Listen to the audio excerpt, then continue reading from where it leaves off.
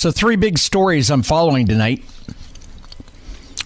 The most important tonight for me, by the way, the name is Jeff. It's West Side Jeff. And for Chris Crock, Chris is back next Tuesday. The most important story for me is I took a couple hours after my day job tonight and did my fantasy football draft. So I didn't get a chance to do as much show prep as I normally do. And in my fantasy football draft, I almost took a couple Cowboys. CeeDee Lamb went early. Zeke was available at the end. Dak was available more at the end. I just don't trust them. So I did not. No Cowboys this year. I just don't trust them this year. Too much noise around the Cowboys. And noise is bad in anything. A lot of noise is bad in a family. It's bad in a workplace. It's bad in the world of politics. If you're running for an office, it's bad in the sports world. I don't like it, so I didn't take any Cowboys. Second story going on is, speaking of politics, Kamala Harris and Tim Walz did their first sit-down interview tonight with CNN, Dana Bash. And so it was the most friendliest of friendly. It wasn't an interview. It wasn't a real discussion with presidential candidate. It was a bunch of softballs. It was a coronation. And I got a real problem with that. The media has to do their job. There's no wonder people that you and we distrust a lot of the media folks, because it's not all media. It's the media not doing their job. The job of the media is to be the watchdog of the community, the watchdog of the government. And you know what? My name's Jeff. It's Westside Jeff, and I'll call stuff out. I'll call it out. And I'm not afraid of cancel culture. I just give you my opinion. And if you don't like it, that's fine. You can call me and tell me you hate me. But if you like it, you can tell me I'm right, and you can add some context to it. The phone number is 800-288-9227, 800-288-WBAP. And the third story we're following, story Sean Allen just did in the news, and that is that Attorney General Ken Paxton is suing Dallas over the State Fair of Texas gun ban. That came down late this afternoon. By the way, tomorrow morning, Ernie at 7:17 a.m. will have Ken Paxton, AG Paxton, on the air with him to talk a little more about this and add some more context. It's always interesting to hear it straight from the horse's mouth. I appreciate Ken Paxton being willing to go live on the radio and discuss what he's doing and why he's doing. Tomorrow morning, 7:17. Make sure to tune in to WBAP and see what Paxton has to say. So Paxton followed through with a promise to sue Dallas and the State Fair of Texas over the fair's plans to ban most people from bringing firearms to the annual event. And this is all based off of what happened last year. The rule change comes after a man shot 3 people at the state fair last year. Fair organizers have pointed to other large annual events around the state with similar firearm restrictions. I contend it's an attack on our Second Amendment rights. I contend it's government overreach. I contend the state fair is tied back to the government, and it's government overreach. And I contend it's an issue of Second Amendment. What do you think?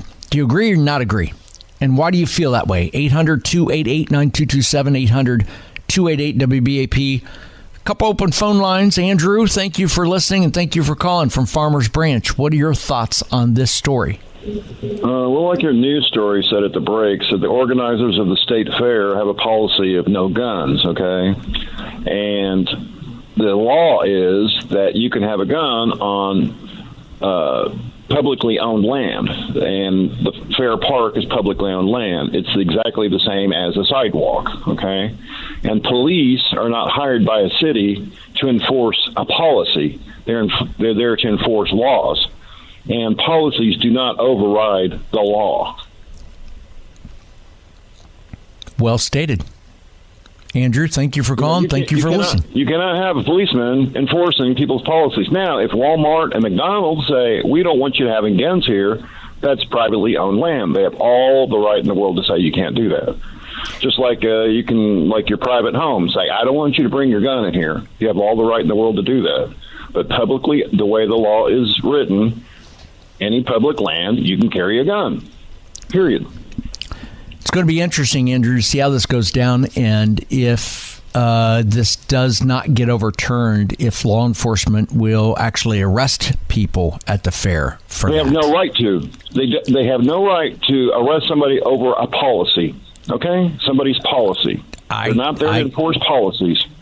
I hear you, but if the fair is if the fair is saying no guns, and the police are only doing what they're told to do to enforce the law, and if this hasn't played out in time, it's going to be interesting to see how this goes down. Well, if somebody gets arrested, they can sue because they're going to be arrested for somebody's policy, not for the law. It's going to be interesting to see how it goes down, Andrew. Thank you for listening, and thank you for calling. I appreciate you being part of the show. If you want to weigh in, the phone number is 800-288-9227, 800-288-WBAP. You can also hit me up on on social media at Westside Jeff. Back to the Kamala thing, the Kamala story. It's a very, very friendly environment. I was thinking about this during the news break, because I'm really processing that. That's what I do. Is I'm not the smartest knife. I'm not the sharpest knife in the drawer and the smartest guy in the world. I'm one of those that I have to process things. So I have to walk away from something, process it, and come back and give you a thought. And as I processed it during the news, what hit me was that Kamala Harris has done a great job tonight. As I've read through some of the transcripts right before I went on the air, she's done a great job of taking down Donald Trump. She invoked Trump, Trump, Trump several times. But it's not enough at building herself up. So she's attacking Trump. It's hate, but not telling you why to vote for her. And the whole concept of this election, of this Kamala Harris and Tim Walz using the "I'm not Trump" is just, in my book, not an effective campaign strategy. She needs to give voters something to vote for, not just an opponent to vote against. Will it work? You know what it worked 4 years ago? The whole concept of attacking Trump, of if the Biden didn't come out and say, vote for me because of this. It came out and said, don't vote for Trump because of this. It worked once. Will it work again? I hope not. I hope not. But polling, I got to tell you, some polling that came out today on Fox News was pretty interesting. I'll tell you what came out late tonight on polling on Fox News, and I'll tell you how Donald Trump reacted to that. Might surprise you. I'll have that in about 4 minutes. My name is Jeff. It's Westside Jeff, and for Chris Kroc on News Talk 820 WBAP, and now on FM at 93.3. The name is Jeff. It's Westside Jeff, sitting in for Chris Kroc. Chris is back next Tuesday. I get a chance to sit here tonight, tomorrow, and Monday night, Labor Day night, covering for Chris. It's an honor to sit in his chair. I appreciate the opportunity. I thank Bruce Collins, the program director, for letting me do that. By the way, if you want to weigh in on that, you can always shoot Bruce a note. The program director always loves to hear from listeners, good, bad, or indifferent. So if you have comments about what you hear on the station, whether it be from me or someone else, shoot Bruce a note. It's bruce.collins@cumulus.com. Name is Jeff, Westside Jeff. Phone number 800-288-9227. Mentioned a moment ago some recent polling. This is polling. I've said all along, polling after the DNC, you're going to see a bump for Harris, no matter what. You just will. She's going to get a bump. And 2 weeks after the DNC, you're going to start seeing that she's beating Trump. I have a story on that and how Fox reported it and what Trump had to say about her reporting it. I'll get that. Give me 3 minutes. I'll cover that with you. But before I do, I want to wrap up a little bit on the Paxton lawsuit. He's going to be on the air tomorrow morning at 7:17 with Ernie. So 7:17 in the morning tomorrow. Turn on the radio. Turn on the station. Ken Paxton will be live with Ernie explaining what he did and why he did it. Filing a lawsuit about the ban for guns at the state fair. Gunny from Allen, you've got an opinion on this. Thank you for listening, and thank you for calling. You're on the Chris Crock Show with Westside Jeff on WBAP. Appreciate you, Jeff. Thanks for taking the phone call. The rule that they're trying to enforce there, it's a House rule. There's no mechanism to enforce a law behind it because it's a House rule. It goes along the lines of the COVID-19. That was a mandate by the government. It wasn't a law. It was a mandate. And if you recall, we had a beauty shop lady that opened her beauty shop, and the Dallas Police Department arrested her. Well, They can't arrest her because there was no enforcement mechanism behind that mandate. So when she sued, she won. And that's the same thing out here at the state fair. Police can't arrest anybody because they can't enforce a House rule, and that's literally a House rule. There's not a law that enforces that. So you're predicting no arrests? I'm not predicting no arrests. I'm predicting if there's going to be any arrests, there's going to be lawsuits that are going to follow. Yep. Hopefully that's one of the things that Ernie gets into tomorrow morning with Ken Paxton, talking about that. Go ahead, finish what you were saying. Yeah. Oh, it's just it. It's going to be the COVID lawsuit all over again, just over a gun instead of opening a beauty parlor. So government overreach. Yeah, by far. Yeah. It's huge overreach. Yep. So, but Gunny, thank you for listening. So you bet. I appreciate it. Thanks for being with me tonight. I appreciate it very much. Thanks for listening, and have a great night. Continue listening, and thank you for your time. That was Gunny from Allen. Thank you, Gunny. I mentioned a moment ago that one of the things that you can absolutely expect after the DNC, I've said this for several weeks. I have a guy that I usually I'll put on the radio with me every now and then, Bob Clegg. He's a political strategist, and we kind of spar a little bit and argue a little bit. He's a very well-known, very popular strategist. I'm not. And I just like to I like to stick it to him sometimes just to wind him up. To me, it's a sport. Sometimes, you know what I mean? You got someone in your life, you just like to play devil's advocate and just poke the bear a little bit. Sometimes it's a sport. I like getting them wound up. When Biden stepped down, and it was before Biden stepped down, I said to Bob all along, and I really believe this, that either Trump or Biden wouldn't be running for election this year, that both of them wouldn't make it. And it wouldn't surprise me if both of them did not make it. And I was for sure that at least one of them would not be on the ticket. I didn't know why or when. And I first said that last November on this radio station. And Bob said I was nuts. And he said it all through the first half of this year and through June. And I said, Bob, I'm feeling it. And he said, you know what you're talking about. And then it happened.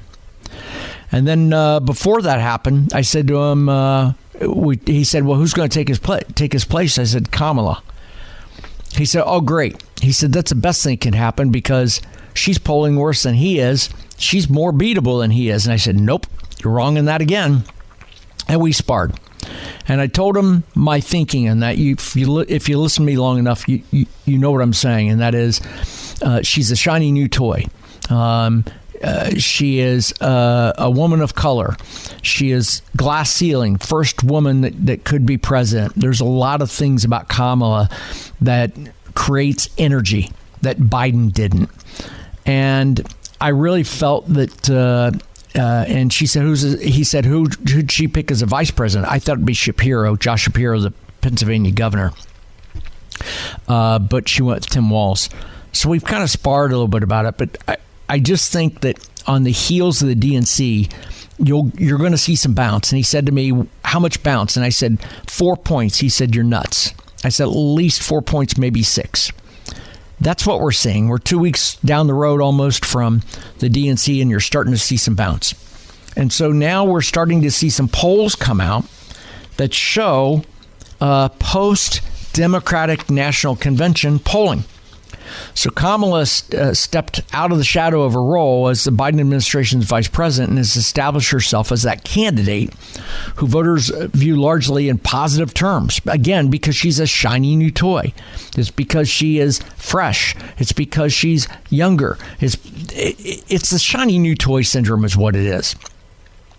And it's been giving her some bump in the polls and narrowing the lead with President Trump.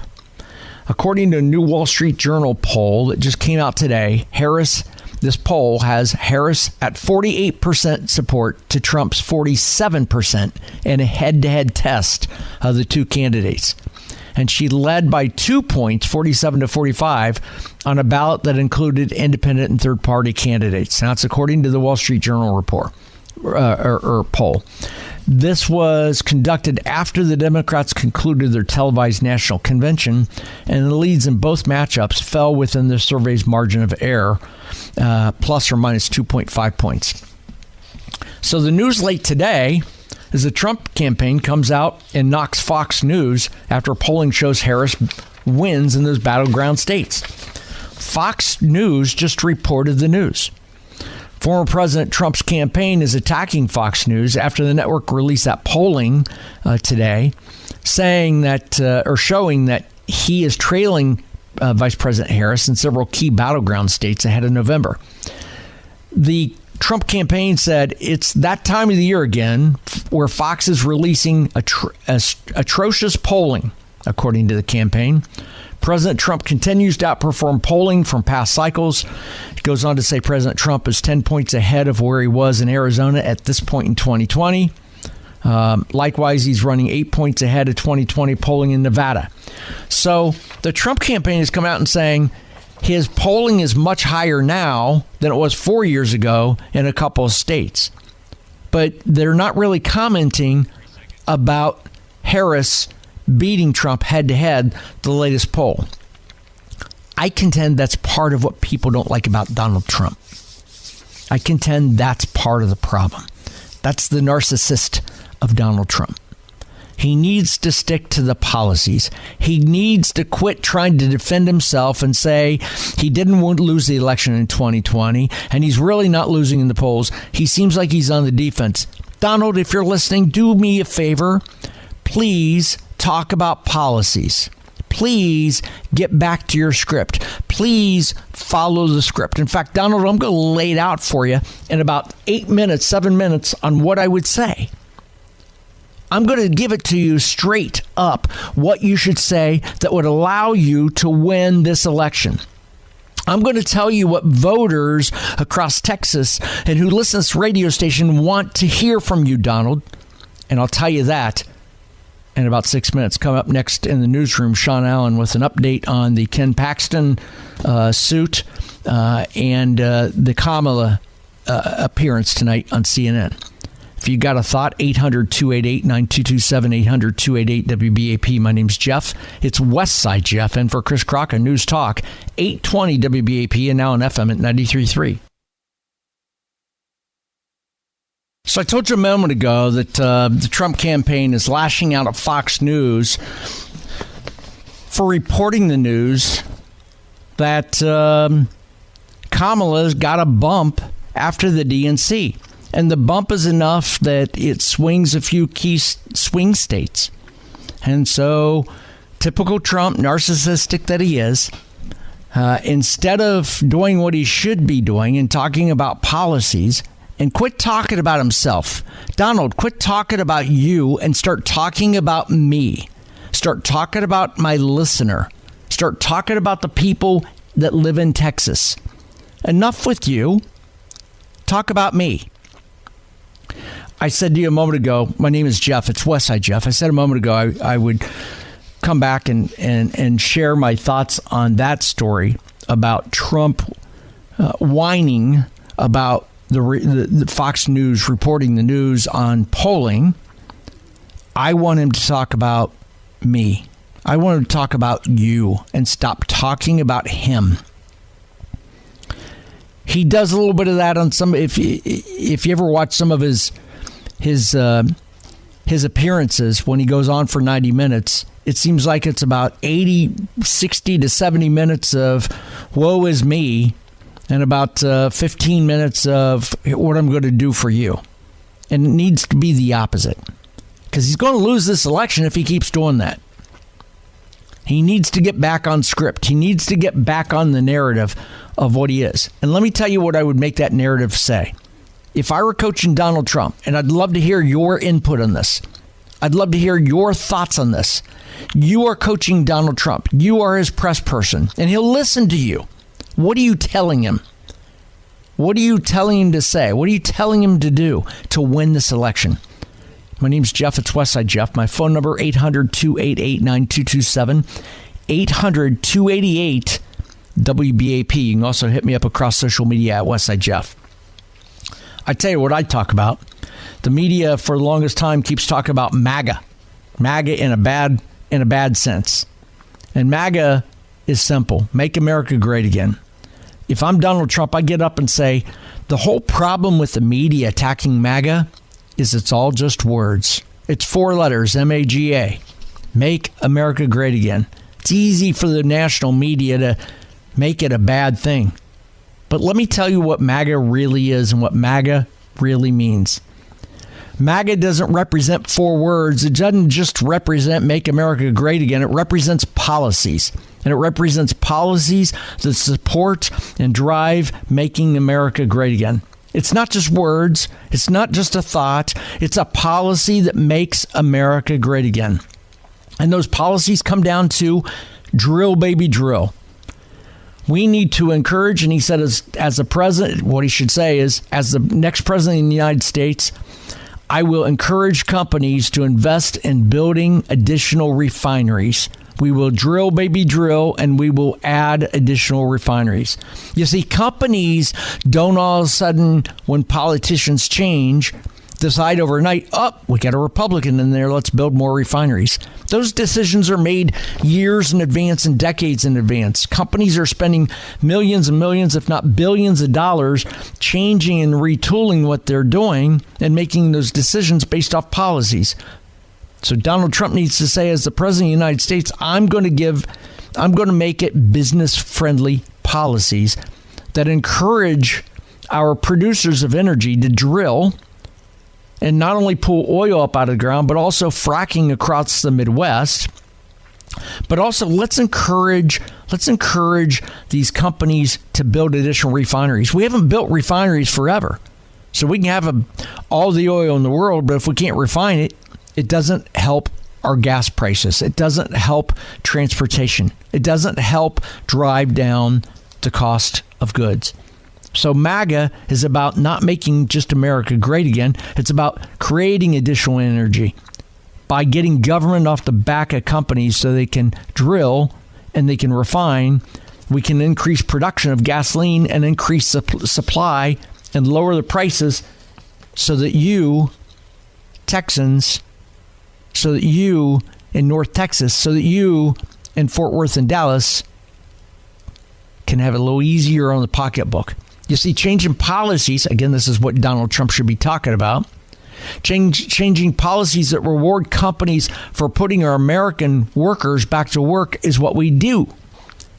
And if we drill, baby, drill, and we encourage additional business with refineries and growing our refineries, we have to build them. And that's good for our construction workers. And our consumers in America will support that. Our consumers in America will support it at the gas pumps by buying gas.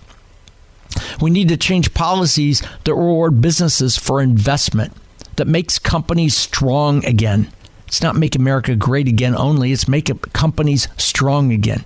Strengthen up their balance sheets, because as we do that in corporations as well as small businesses, which, by the way, that's the majority of employers across this country, small businesses, if we can help their balance sheets, they will make long-term decisions in growth of their business, and that opens up jobs. We'll stop the flow of immigrants coming into our country and stop allowing them to drain our social services. You see, MAGA is not a concept. It's not an idea. It's not just 4 letters. It's not just a few words. MAGA, Make America Great Again, is really about putting Americans back to work again. It's about encouraging Americans to be more productive again. It's about getting inflation under control again. It's about putting more money back in the pockets at your kitchen table again. It's about making it less expensive at the grocery store again.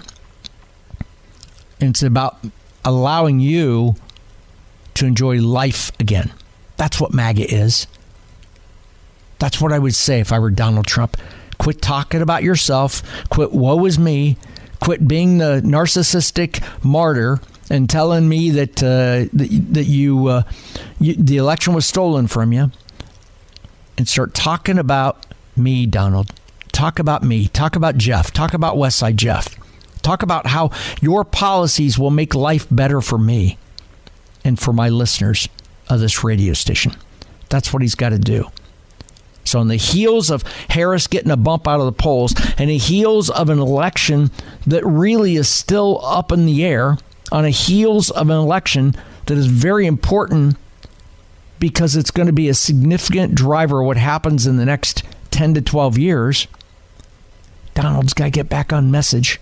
And somebody's got to get to him and say, sir, your polling isn't as great as it should be because of your message. Get back on message, Donald. That's my thought. That's my opinion. Make America great again is putting people back to work and making it easier for you and I to have extra money in our wallets after we pay for our regular expenses. Because the American dream we perceive is under attack. And as we've heard from many of our callers, part of that is coming from illegal immigrants. I'll tell you a very specific story about illegal immigrants and government funding and how a state in our union is proposing a taxpayer-funded bill for illegal immigrants' down payments for homes.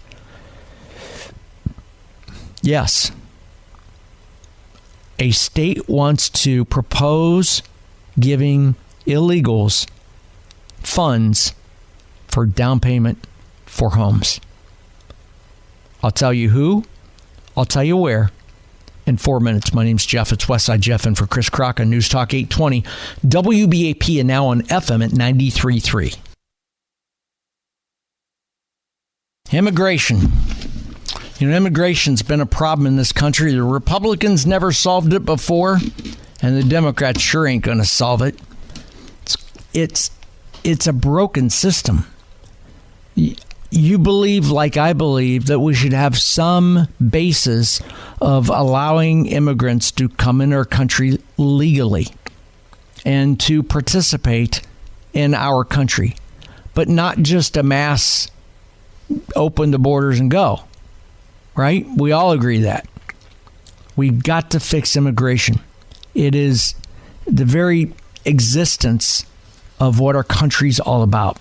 And it's more than an immigration issue. It truly is a national security issue. And on the heels of immigration and what Governor Abbott has done, it's the right thing. He has come out earlier this week and said the border issue is fixed. He's fixing it. And he talked about how he has shipped several thousand, I forget the exact number, I saw it earlier this week, several thousands of illegals to other areas of the country, which I support. Instead of making it a drain on my social services here in Texas, let's make it a drain on someone else's social services in their state. And there's a state doing exactly that. The state of California has announced that they have a bill they proposed, taxpayer funds for illegal immigrants' home down payments. On the heels of soaring home prices in California, where the median home price exceeds $850,000 and $1,500 a month barely covers a 240 square foot apartment in Los Angeles or San Francisco, Assembly Bill 1840 in California has sparked a heated debate. Now, this bill, introduced by Assembly member Armabula, proposes using California taxpayer dollars to assist illegal immigrants with down payments for their first homes. Yes, you're sitting there going, WTF, Jeff? My name's Jeff. It's Westside Jeff in for Chris Crock. Yes, California wants to introduce, their legislature wants to introduce a bill proposing using California's taxpayer dollars to assist illegal immigrants with down payments for their first home. The bill, initially named the California Dream for All program and now called the Home Purchase Assistance Program, eligibility aims to create a revolving fund to offer up to $1 billion, with a B, $1 billion annually to first-time homebuyers. This is in the state of California. Now, the goal, they say, is to expand home ownership opportunities and wealth accumulation, but it's drawn some criticism for potentially prioritizing illegal immigrants over struggling Californians, including veterans. Senate Republicans argue that AB 1840 diverts funds from programs supporting veterans who face high home prices while serving the country. Critics include State Senator Brian Dale. He claimed that the bill unfairly favors undocumented individuals at a time when California is grappling with a significant budget deficit and escalating housing affordability issues. So as I throw this at you tonight, how do you feel about that? I think I know.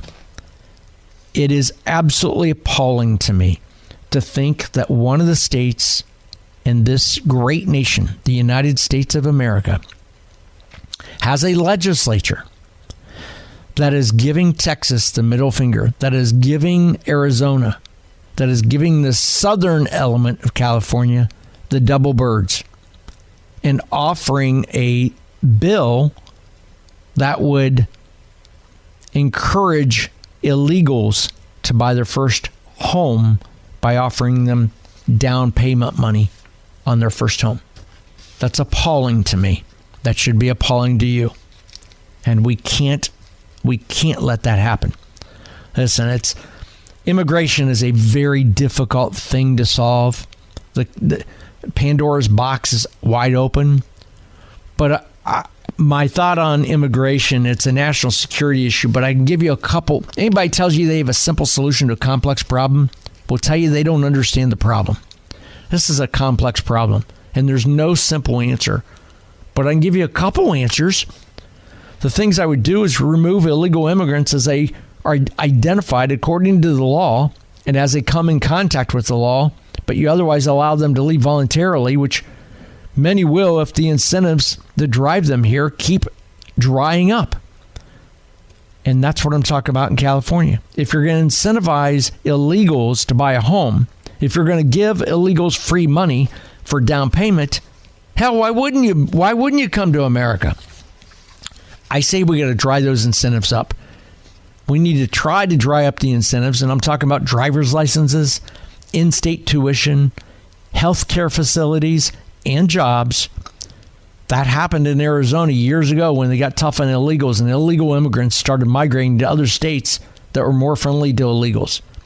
Immigration is the most transformational determinant of where we are and where we're headed as a country. If we don't get immigration right, virtually every other social, domestic, and political policy in this country will never get corrected. Our government leaders have to systematically reinstate immigration enforcement.